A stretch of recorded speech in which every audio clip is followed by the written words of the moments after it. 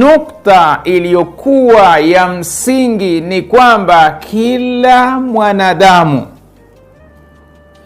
awe mwanadamu aliyekuwa muumini, awe mwanadamu ambaye siye muumini, ataulizwa kuhusu yale aliyojaliwa na Mwenyezi Mungu Subhanahu wa Ta'ala. Ikiwa ni mali aliyojaliwa na Mwenyezi Mungu Subhanahu wa Ta'ala, ataulizwa. Ikiwa ni cheo alichopewa na Mwenyezi Mungu Subhanahu wa Ta'ala, ataulizwa kuhusu kile cheo. Ikiwa ni ngazi, au ikiwa yeye amejaliwa kuwa ni mzazi, ataulizwa kuhusu watoto wake.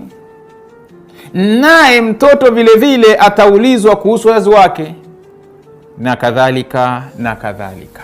Hivi ndivyo ilivyo, na ndivyo Mwenyezi Mungu Subhanahu wa Ta'ala alivyoijaalia katika jamii ya wanadamu, kutokana na kwamba wao wamefadhilishwa juu ya vyote au juu ya viumbe vingine alivyoviumba Mwenyezi Mungu Subhanahu wa Ta'ala.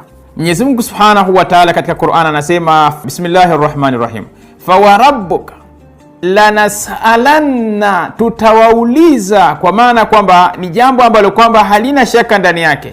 Hapana shaka ndani ya kwamba Mwenyezi Mungu Subhanahu wa Ta'ala atakuwa ni mwenye kumuuliza mwanadamu. Wanadamu watakuwa ni wenye kuulizwa na Mwenyezi Mungu Subhanahu wa Ta'ala.